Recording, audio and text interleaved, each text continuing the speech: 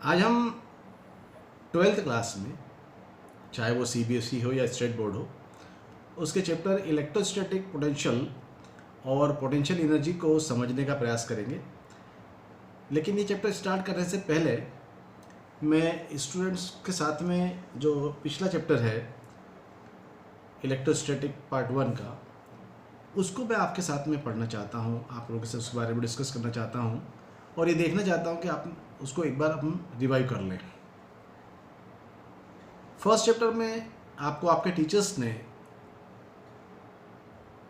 Charges का generation किस प्रकार से होता है ये बताया होगा। Quantization of charge Q is equal two plus minus NE ये भी बताया होगा। आपके टीचर्स ने आपको कोलंबियन फोर्स के बारे में बताया होगा कि दो चार्जेस के बीच में जो फोर्स लगता है, दो चार्जेस हैं हमारे पास में, एक चार्ज Q1 एक Q2 है, तो दोनों के बीच में जो फोर्स ऑफ रिपल्शन या अट्रैक्शन का लग रहा है उसका फार्मूला दिया गया F is equal to 1/4πε0 Q1 Q2/r²। फिर आपको आपके टीचर्स ने इंटेंसिटी ऑफ इलेक्ट्रिक फील्ड करके एक टर्म बताया होगा और इंटेंसिटी ऑफ इलेक्ट्रिक फील्ड को जब डिफाइन करते हैं तब वहाँ पर एक नया वर्ड आया और वो था यूनिट पॉजिटिव चार्ज। तो जब किसी सरफेस से हम 6.25 इंटू 10⁻18 इतने इलेक्ट्रॉन्स को रिमूव कर देते हैं तो वो सरफेस को हम यूनिट पॉजिटिव चार्ज या उस पॉइंट को हम यूनिट पॉजिटिव चार्ज कह सकते हैं। लेकिन इतना पॉसिबल नहीं होता है, ये भी आपको अपने टीचर ने बताया था कि इतना रिमूवल पॉसिबल नहीं है। तो फिर यूनिट पॉजिटिव चार्ज की प्लेस पर टेस्ट चार्ज को यूज़ किया गया और फिर इंटेंसिटी ऑफ इलेक्ट्रिक फील्ड को टेस्ट चार्ज की टर्म में डिफाइन किया गया। इससे आगे बढ़े तो आपके टीचर्स ने आपको बताया, और वो बताया है इलेक्ट्रिक डायपोल। इलेक्ट्रिक डायपोल एक ऐसा सिस्टम होता है जो दो सेम चार्जेस जो नेचर में अपोजिट होते हैं लेकिन मैग्नीट्यूड में सेम होते हैं, बहुत स्मॉल मैग्नीट्यूड के होते हैं और एक दूसरे से बहुत ही स्मॉल डिस्टेंस पर होते हैं, जिसको हम मैथमेटिकली ईजी बनाने के लिए 2a उनके बीच की डिस्टेंस को ले लेते हैं।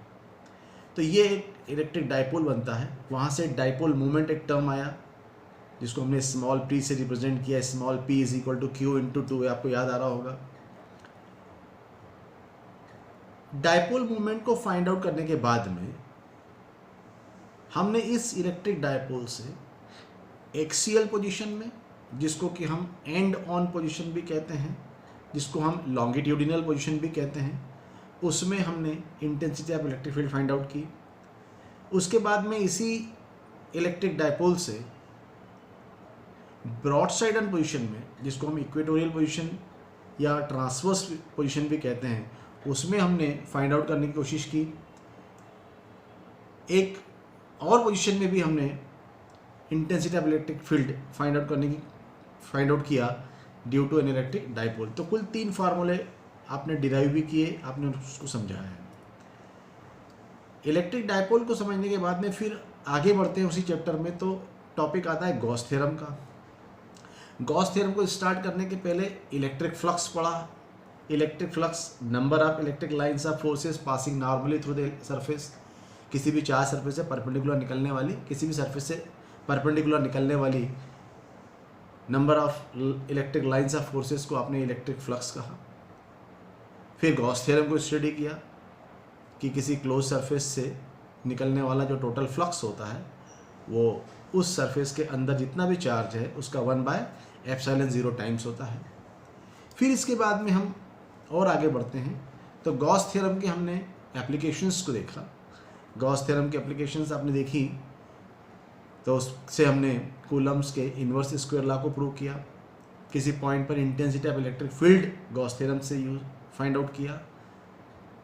एक क्लोज्ड स्फेरिकल शेल से भी के लिए भी हमने intensity of electric field find out की, उस शेल के बाहर, उस शेल के सरफेस पर, उस शेल के अंदर। एक सॉलिड, नॉन कंडक्टिंग सॉलिड के लिए भी जो है, स्फेयर के लिए भी हमने जो है इंटेंसिटी ऑफ इलेक्ट्रिक फील्ड को फाइंड आउट किया, उस सरफेस के बाहर, उस स्फेयर के बाहर, उस स्फेयर के सरफेस पर, उस स्फेयर के अंदर। इसी प्रकार से सिलेंड्रिकल सरफेस के लिए आपने और प्लेन शीट के लिए गॉस थ्योरम को अप्लाई करते हुए इंटेंसिटी ऑफ इलेक्ट्रिक फील्ड के फार्मूले फाइंड आउट किए। 3 प्रकार की चार्ज डेंसिटी भी इसी चैप्टर में मैंने स्टार्ट की। लीनियर चार्ज डेंसिटी है, सरफेस चार्ज डेंसिटी है और वॉल्यूम चार्ज डेंसिटी है। तो इन सब को हमने स्टडी किया चैप्टर 1 में, जिसको मैंने आप इन सारी टर्म्स को आज आपके सामने अभी रिवाइव किया इस वीडियो में। और नेक्स्ट वीडियो में अब हम पढ़ेंगे इलेक्ट्रोस्टैटिक पोटेंशियल और पोटेंशियल डिफरेंस। तो अगर आप उस चैप्टर को पढ़ना चाहते हैं तो आप मेरे इस वीडियो को सब्सक्राइब करिए। आपको जब मेरा नया वीडियो आएगा, जो मैं 1 या 2 दिन में ही आपको दूंगा, तो आपको ये चैप्टर समझने में आसानी रहेगी।